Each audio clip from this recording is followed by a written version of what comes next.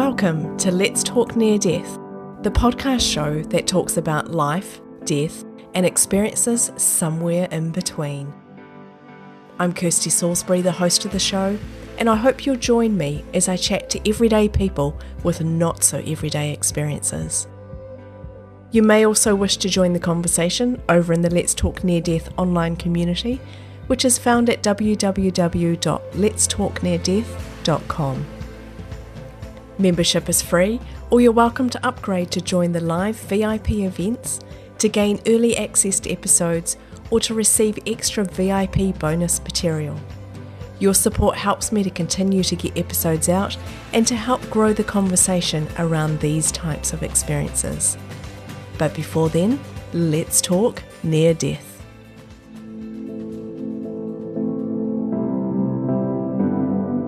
And I clearly heard her voice right on my right shoulder that went, "No, Mum, I'm right here." She passed, and that very night, just as clear as could be, she came to me in a dream. And she looked at me and she said, "I'm all right." And I said, I can see him standing there wondering who's died, what's going on. I stood and I woke up and I looked towards the end of my bed, and my auntie had come in. She sat on the end of my bed. It started actually 24 hours before the accident. He told me how he wants to be buried.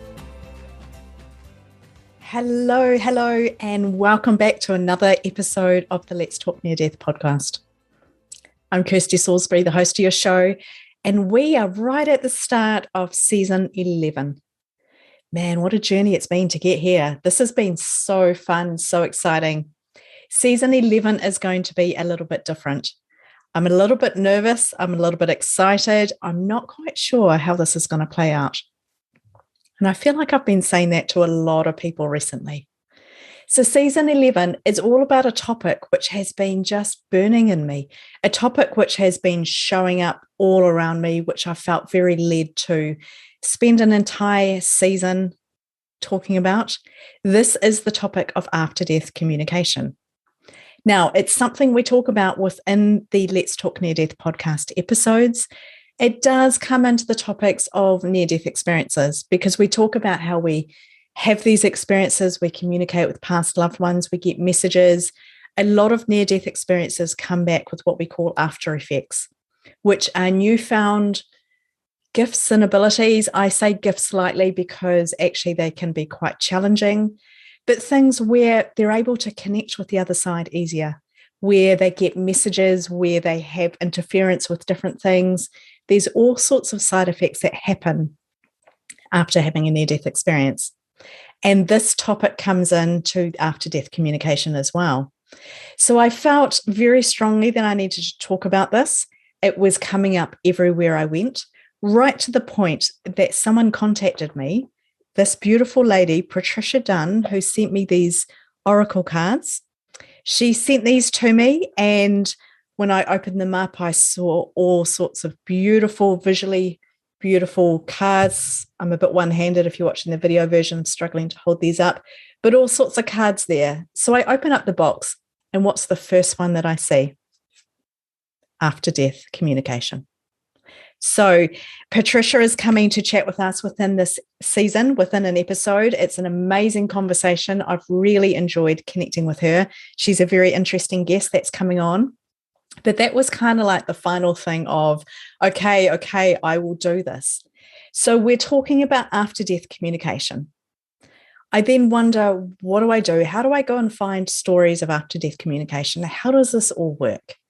Knowing that it's bigger than myself and that I don't need to worry and that it's going to find its way to me. And then the emails start coming in, things start to happen. I put a call out on Facebook. I literally put up one post on Facebook and one post on Instagram. And I was flooded with emails and messages and comments and responses and all sorts of good things of people saying, "I've had an experience. Do you want me to share it with you?" It was exciting. It was slightly overwhelming because I probably had over 100 of them from all over the world wasn't just here in New Zealand, wasn't just the American people, who's the majority of my population who listen to this podcast. It was people from all over the world. We had Europe, Africa, India, America, Australia, New Zealand, Europe. I think I've said that one twice. Places all over the world responding with saying, I've had an example where the other side has connected with me. Now, a lot of these were in the method of a dream. A lot of people experience dreams, and I've experienced dreams, you know, those dreams where you can't shake it off. It just feels so intensely real, and it stays with you for days after the actual dream has finished. Lots of those accounts. But I wanted something a little bit more. I was thinking, if I'm going to do this, if I'm going out on a limb, I want to have examples where the physical has been connected with, the spiritual has connected with us on a physical level. So I made it very specific and narrowed down some of the replies. There were still so many of them. And I'm excited to share some of those with you today. So this season 11, episode 1, is introducing this topic of after-death communication. It's giving us some insights into people's individual experiences, and it's just starting the ball rolling in this important conversation that we're going to be having for the next 10 episodes of the Let's Talk Near Death podcast. Exciting stuff. So what is after-death communication? Well, it's where people communicate to us after they've died, quite basically. Now, I say people quite lightly because what you'll see as you listen to some of these examples that I will share today, it's not always people. Sometimes there's animals, sometimes there are things which we don't quite know, but it's really beautiful that it's not always people that are coming through. That brings me a lot of comfort when I think about my animals that maybe I've lost. It's super cool. So I'm going to share with you a collection of snippets. There are some themes which come out. There are some commonalities. One which I found really interesting is that quite often these experiences take place when we're driving. There's a few which you'll pick up on and they'll say, I was driving and so-and-so got on the car. And I was driving and then this happened in the car. I was driving, so-and-so got on. So very, very interesting. The other thing is that quite often these experiences happen when we are asleep or we're right at that point where we're about to drift off to sleep. And I believe that this is because we're in a slightly altered state, that our brain isn't focusing on something. We're not trying to do something or achieve something. We create a space and we're a lot more open when we're just about to fall asleep or we're driving our car and we're in a state of being relaxed. Hopefully, there may be some road rage which prevents this. I don't think these experiences happen while we're in a traffic jam or having some road rage. However, quite often we're in this great state and the messages can come through. So that's one of the themes that I picked up, which I found really interesting. It's not uncommon in experiences like this, and I have heard it in other stories as well. Before we get into this, I want to acknowledge everybody who came forward. I want to say a huge thank you. There have been so many amazing stories. I thank you for being brave. I thank you for being open and vulnerable, because these things are hard to talk about. Often we don't actually think that this is a common thing, but what I've learned through doing even just this first episode is just how common these after-death communication experiences are, how common it is for the other side to interact with us. Maybe we don't think it's common because we're not talking about it. And so I'm trying to create the space to have the conversation. If you've been listening for a while, you might know that I love the taboo topics. I love to chat about things that are awkward or difficult. Really happy to do that, because I think that when we can pursue some of these harder topics, we can truly learn how to live. So these people that have come forward, they're very brave. I say thank you to you. Very vulnerable. And I ask that we would respect these stories. They're very, very precious and very meaningful to every individual. And I ask that we respect them. And I'm actually really excited to share them with you. So enough from me, I think. Let's get into it. There are some themes. I'll do a bit of commentary as we go through. But first of all, I want to introduce you to Christine. Is my daughter who passed away 9 months ago. And I know that we've kept a close connection through lots of different things. I've had some really strong senses of her recently, where when the lunar eclipse was there and I was lying outside, it was in July, I was lying outside looking at the eclipse and looking at the stars, and I just thought in my head, are you out there somewhere, Meredy? And I clearly heard her voice right on my right shoulder that went, no, Mum, I'm right here. So, which was really lovely in that spiritual connection. And I know sometimes, particularly if I'm feeling a little bit down or soulful, is probably a better word, she'll come and she just puts her hand on my right shoulder and to let me know she's there. And we always had that pact, that she promised she wouldn't leave me. And I promised to do some things for her after she left. And it's really lovely to have that connection. Thank you, Christine. Christine's not alone in feeling like her loved one is still around. I often talk to my own father. I feel like he's often around and with me. People talk about how they have ongoing relationships with their partners, their loved ones, whoever it might be, after they've passed over and are on the other side. It sounds a little bit unusual, but it's actually quite a common thing because we feel like our loved ones are here so close to us. Now, here's a little clip from Dixie. Beginning. So my husband passed away in 1997, 3rd of September 1997. And I was always someone who was kind of interested in the other side and, like a bit of woo-woo stuff. And it wasn't really something that I was, specifically focused on.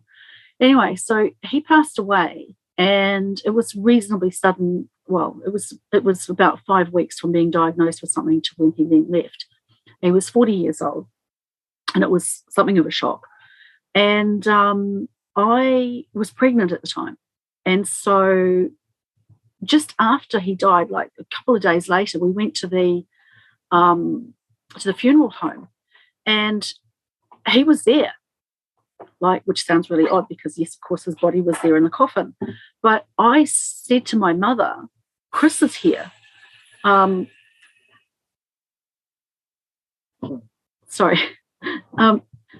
said to my mother, Christopher's here. And she said, what do you mean? And I said, well, he's standing there. He's not sure what's going on.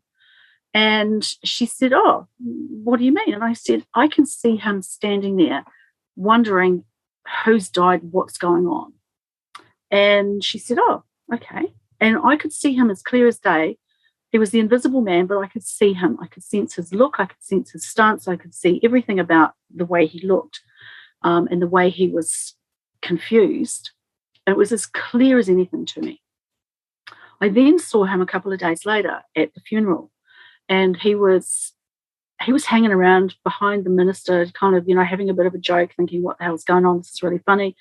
A mixture of sadness, a mixture of hilarity ensued. There was all sorts of things about the funeral that made me think, yeah, he's definitely here. I can see him. I can feel him. I would then be driving in the car, for example, over the next few days, and I would feel him get into the car and we would have a conversation in our heads together, and he would be talking to me about what was going on for me and what was going on with the baby and what was, all of these things just started to become my normal. I'd be peeling potatoes in the kitchen and he'd walk in behind me and he'd just sort of say, hey, are you happy, honey? Is everything okay? And I would hear it. I would feel it really powerfully. So that was the beginning of a really interesting time, which I thought would last for a little while. And to my surprise, it lasted for about 5.5 years, almost to the day. Now, Christine and Dixie aren't alone in feeling like their loved ones are still around them. It raises so many questions for me about we are constantly trying to connect with the other side. We're trying to get messages. We seek out mediums. We go and get advice. We try and find ways to connect with them. And one of the questions that we're going to address further into the episodes in this season is, are the other side trying to connect as much with us as we are them? Are they trying to send their messages? What are they trying to communicate? The more conversations I have, the more I talk about this topic, the more it seems to be that the main messages that come through are, I'm okay, or everything's going to be all right, or try not to worry, everything's okay. Sometimes getting a message just like this really enables us to work through the grief, work through the trauma, if it's been a sudden death, if there's been a lot of hurt or pain within this experience. Sometimes a message just like that can really take the edge off that grief and processing the loss and what's happened. This is something that happened for me when I felt like my father came to me 2 nights after his death, and I felt like he stood beside the bed. His message to me was, "I'm okay. Don't worry about me. I'm okay." And I thought it was so unusual at the time. I couldn't make sense of it. It didn't line up with my belief system, caused quite a bit of confusion. But just to know that he was okay took a massive weight off my shoulders. And I know that I'm not alone in feeling this, as Lonnie will back me up. So my great aunt that raised me from 4 years old, she had she was sick most of the time that I lived with them. She had a lot of health trouble, and but she was always chipper. And anytime you ask her, "Hey, Mom, you doing okay?" she'd always say, "I'm all right." And so that was just her thing. She passed, and that very night, just as clear as could be, she came to me in a dream. And she looked at me and she said, "I'm all right." And I gotta be careful, make me cry. And Yeah. from that moment forward, it was like it took all the burden away from me. Now, we've got some exciting stories coming up around hauntings and where spirits connect to either physical objects or spaces or something within this earthly realm. But before we go there, I want to bring the conversation back to where I'm questioning, why do they make contact with us? Why do they come? We've heard it's because they're letting us know that they're going to be okay. They're letting us know that everything's all right. It's taking the edge off the grief process. It's almost like getting a spiritual help. It's helping us within our grief and our loss. There's also examples that I've heard, quite a few, where they come back to us to either finish incomplete business, where they've made a commitment to us, made a promise that they're going to do something, then unfortunately died in that process and haven't been able to complete that. Or they might come back just to get their message through that they truly are close by. Now, one of my dear friends, Steffi, lost her husband in a truck crash. I remember when she phoned me and I got that call, and my heart just broke for her. Steffi's a dear, dear friend. She was happy enough to share her experience with us. And this blows my mind. He'd made a commitment to her and he wasn't able to complete it. So listen to what happened. So it started actually 24 hours before the accident. He told me how he wants to be buried. I told you this 24 hours beforehand. In the morning, he wanted to have a huge cooked breakfast, and mushrooms and tomatoes, and huge breakfast. And I did all this. In the afternoon, I rang him at 2:22. Normally, I never ever have a free moment in the afternoon. I rang him, and he said to me, so we have a furniture business. So he just finished loading the truck. And he said to me, "Oh, Sexy, I'll ring you after the crash." I said, "Excuse me, if anything happens to you, it will break my heart."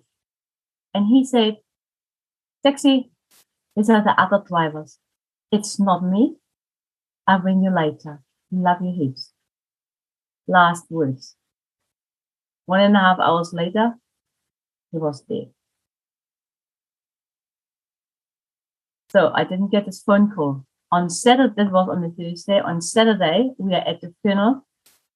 In the office, 5 people with me. My phone rings. All black. We could not turn off the phone. I just could not turn it off. My son went outside, turned it off. The phone rang actually 3 times. Comes back in with my phone, and normally you would see you missed a call. There was nothing. He promised me he's going to ring me. And he did. He absolutely did. Oh, wow. If that doesn't get the heartstrings going, I don't know what does. I get so impacted every time I hear this amazing story. Now, it's not uncommon for our loved ones who have passed to play jokes on us, to play pranks on us. Quite often they do use phones, they do use electronics. Steffi also mentioned in part of our recording that Fred, her husband, would turn on the radio and she would have no control and the radio would go on. I've heard of people having issues with the TV goes on or off, or hiding remote controls where they just can't find them and then find them in the weirdest places. There were stories of the radio channel changing all the time. And these are stories that we're very familiar with through near-death experiences, because as we know, when we have near-death experiences, often they come back with what we call after effects, where suddenly they've been given these gifts. I say gifts quite lightly because often they might have challenges associated with them. But these gifts mean that we're potentially more open to the other side, that we get messages easier, that we have electromagnetic interference. So the laptops go crazy, the TVs go crazy, radio signals, all these types of things seem to happen. So it doesn't surprise me when I hear lots of experiences where everything's going a bit haywire. Now, I know with my husband, if anything happens to him before me, I know he's going to come back and play tricks on me because he's a bit of a prankster. He would do something similar to what we're going to hear in our next story. Another one that happened that is a little harder to explain for anybody if you're trying to explain this away. This is because, trust me, I tried to explain it away and I could not do it. So after Dad's funeral, myself and my best friend were standing in his garage talking about Dad. So we were having a good conversation about Dad and laughing at some of the things that he did and anyway, we were talking to him and Bruce's phone and my phone both rang at the same time. We're standing there 2 foot apart from each other or 3. And our phones rang, so we're both getting in our pockets and looking at our phones. And my phone was ringing from Bruce. Bruce's phone was ringing from mine. We were calling each other. Now, there's a couple things I want to point out to you. Somebody should have got a busy signal from a line being tied up both ways. Now, I mean, usually if, now that's one way, or it would kick straight in. But I think you would have got a quick busy back then because this 2009 is when Dad passed. Both these phones rang at the same time without us touching them, sitting there talking. Now there is nobody that will ever tell me that Odell Lewis did not learn how to do that. Don't you just love that?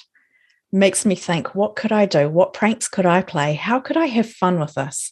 I think we're very serious in this lifetime. We take it way too seriously. I think at times we need to lighten up. In one of the interviews where I spoke with Beth, she said behind the scenes and part of the other part of the interview, how she had a very direct message that we all need to lighten up and not take things so seriously, which I love. Makes me think as well, because a lot of people make pacts or agreements with each other so that when one passes away, they say they're going to come back and this is the code word that I'll use. This is the code story so that you really know it's me.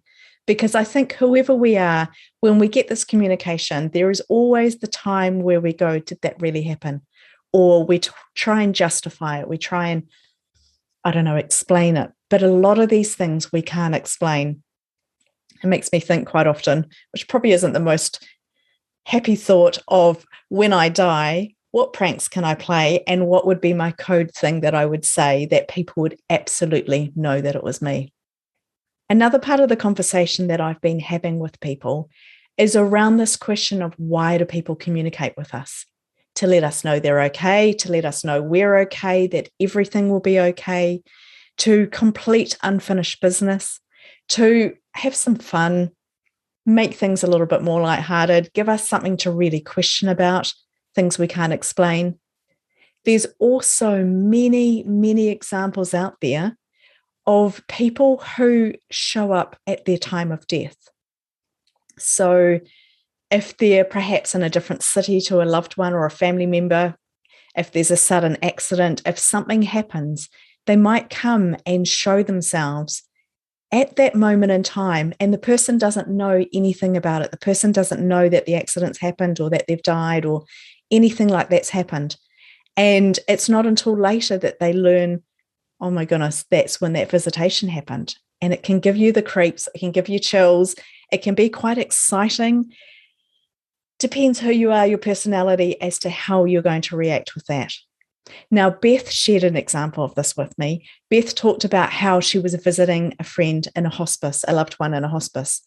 And when they were driving home, she saw the person and she knew that they had died. Have a listen to this one. Sure.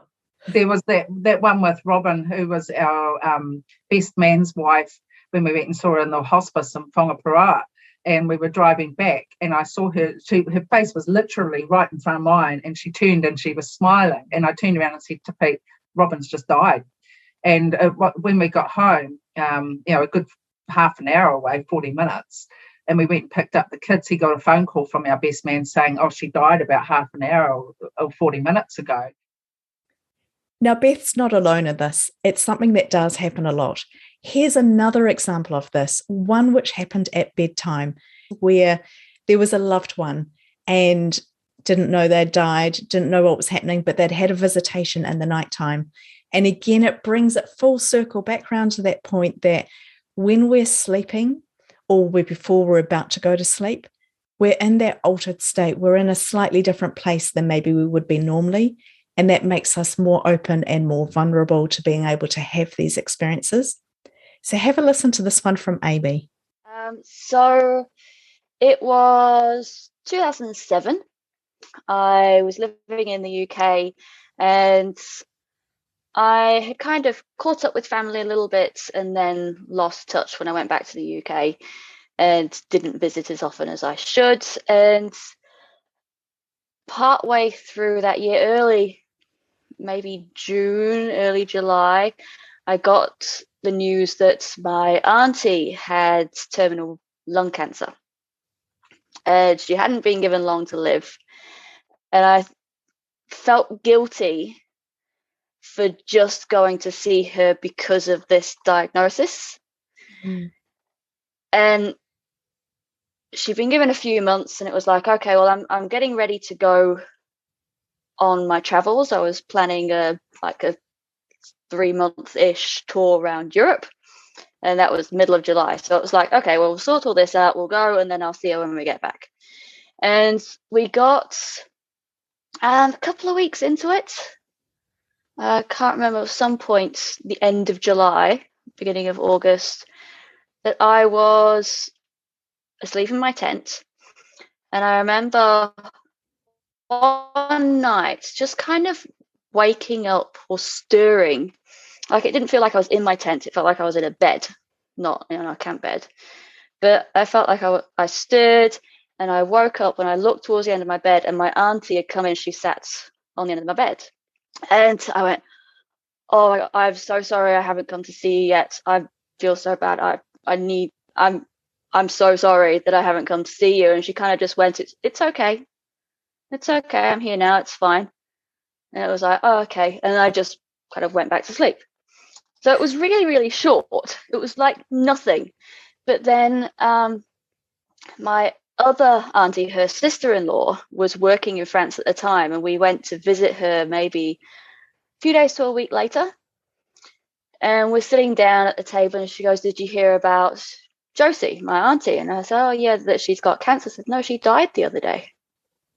And it was like, oh, and I hadn't told anybody at that point that I'd had that dream beforehand. Yeah. And it was, wow. I just kind of turned to my boyfriend at the time and went, "I saw her like that day." And I kind of felt better that I had that, but it just felt weird. And it was like, oh, wow.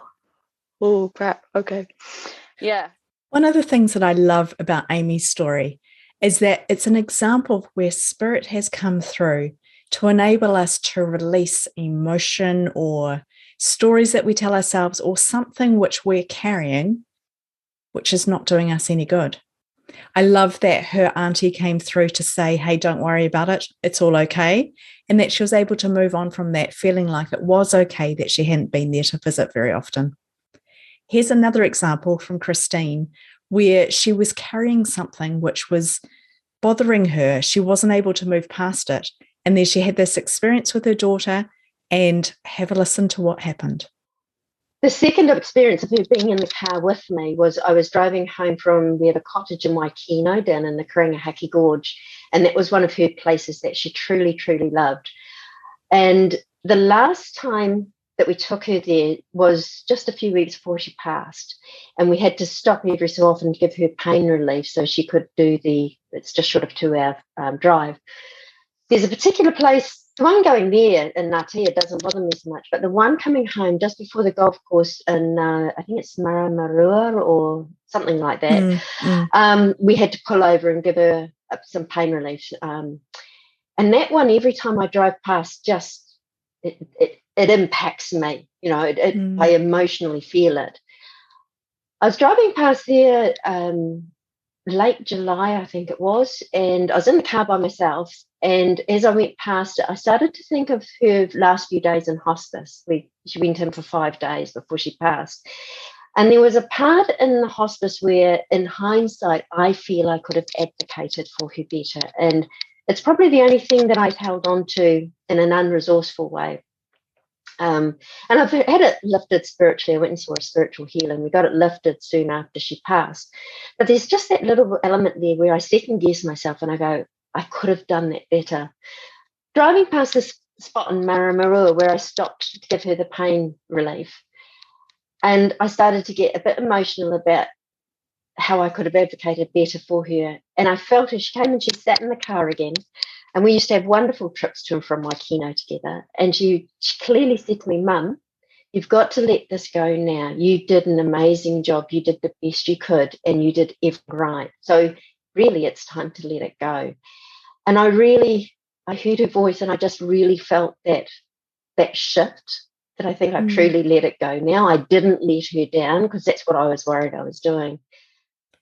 It seems to me that there's lots of healing that can come through when we have these beautiful spiritual experiences. Now, don't get me wrong. I know not all of them are beautiful. Not all of them are healing. Some of them can be downright scary, but the majority seem to be on a positive note. I'm going to introduce you now to Patricia. Patricia, who created those beautiful oracle cards that I showed you at the beginning. She used to do some work for hospice, and she was looking after somebody, helping them with some of their household chores. And she had a very unusual experience that warms my heart and leads into our next part of this conversation. And one day I was down in her basement doing laundry for her. And I think one of her family members had begun to clean her house out and sort of moved everything from the basement, from the walls, into sort of the center of the room. It was one big room. And I was leaning against the washing machine like this, waiting for the spin cycle to end. And here comes a cat. But I could see through the cat. I could see through the tail end of this cat, completely see through it. And he's looking at me, white, like a ghost. Disappeared. It's like, oh, okay. Here I am, hospice, working for this hospice. But what do I see? A cat ghost. So I didn't want to say anything to her, of course, And she did have a cat. I can't remember his name. So to this day, I don't know if he was out of body because he was very sick. It was like, who's going to go first, Mildred or the cat, And I said to her a couple of days later, did you ever have another cat? She said, oh, yes. Harold's sister just died about a month ago. So I saw her again in the kitchen. I was cooking something for Mildred, and out of the corner of my eye, I see motion. And here she is again, fully formed, but smoke-like, and walking into the bathroom where the cat litter box was, just like a regular cat would walk. Like, what is going on? So I saw a cat ghost. Now, I think that's pretty exciting to see a cat ghost. Maybe it's because I love cats and they light up my life. I don't know, because on one hand, if you've been listening to the podcast or been behind the scenes with me for a little while, you'll know that I'm quite excited. I think, yes, I'd love these experiences. I'd love to have visitations. I'd love to see spirits. I'd love to have all of these things.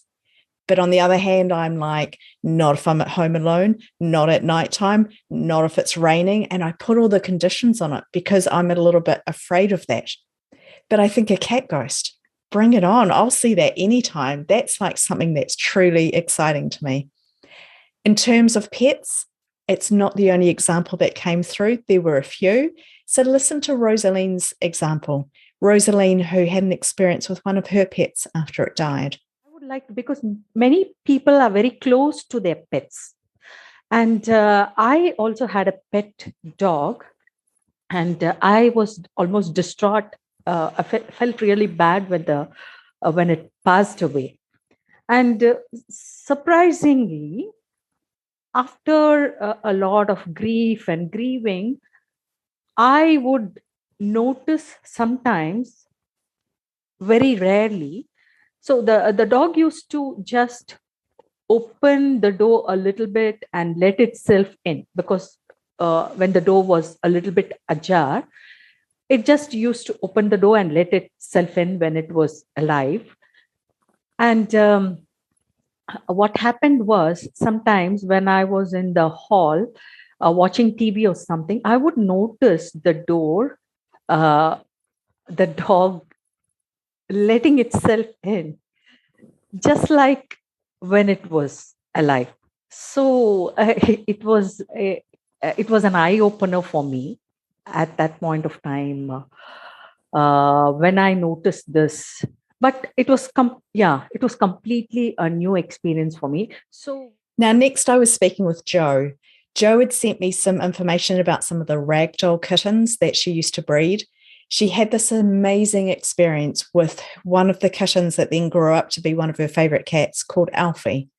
And as she put Alfie down, she asked for signs that Alfie was okay, to visit her in spirit. And she had some amazing examples where she felt like Alfie really came. She found whiskers. She had things crop up, and she felt very clearly that her cat Alfie was saying, I've sent you signs, you just need to look for them. I love this. We then got chatting about all sorts of different things, as I can do. We started chatting about whether we think or whether we know that we're going to die before it happens. I've got a feeling that maybe we do. I don't think all of us know, but I think that somewhere on some level we've got an inkling that our time is nearly up. We saw that with Steffi, how her husband, before he had his crash, the day before, he said how he wanted to be buried. He'd prepared his will and all sorts of things before that event. He got up and he had a big breakfast because that's what he wanted. We look back on that and go, I wonder whether he knew. Have a listen to this final guest who's on for today, Jo, as we discuss some of this conversation. But it really, I've heard people talk about before that the soul knows when it's going to pass. Not that I'm a fatalist, we call it, where, this is your day, you're going to die and nothing's going to change that, because I do believe in free will. But it was almost like her soul knew that she was going to pass, and she needed to get this information out because it was quite relevant to her daughter, to maybe she felt she would be clearer before she'd crossed over. I don't know. I don't understand it, but it just showed to me that even though the soul is still in the body, it can leave and it can visit and it can pass on information. Does that make any sense? Yeah, it does. I think you're right about that. I think a lot of people, from the conversations I've had, a lot of people actually indicate that their time is coming before they die. There's a couple of incidents which really stand out to me. I won't go into them now, where the person's basically outlined, look, I'm going to die, but you don't realize that because they seem fit and healthy at the time. And then afterwards you're like, oh, they knew. How did they know?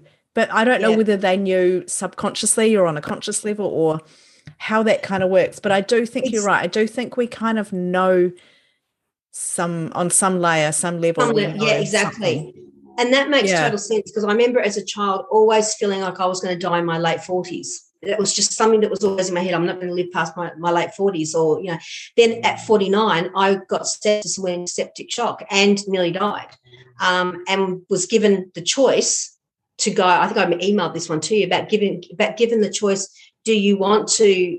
The lady was there. I assume she was my guide, and she said, "You can come with me now if you want, or you can stay." And at the time, I thought, "Oh gosh, I've got all these animals I need to look after," so I made the choice to stay. I mean, whether or not that was, if I'd said I'm going to go, whether I would have died, I don't know. But that happened at 49, and it was only afterwards I thought, "Oh gosh, I remember now as a child always thinking I was never going to live past 48, 49." Well, I hope that you've enjoyed this compilation of experiences, conversation, topics. It seems obvious that our loved ones definitely come and connect with us and visit us. It's in all different methods. After-death communication can happen via seeing something, smelling something, having dreams, having a contact, an emotional feeling. We've heard all sorts of different stories and examples in today's episode. And this is just the beginning. We're going to go through, I'm going to be chatting with individual guests. Some of them have had near-death experiences, not all of them. Some of them are researchers in the field or have been having a strong focus on trying to understand this topic a little bit more. It's a really interesting topic.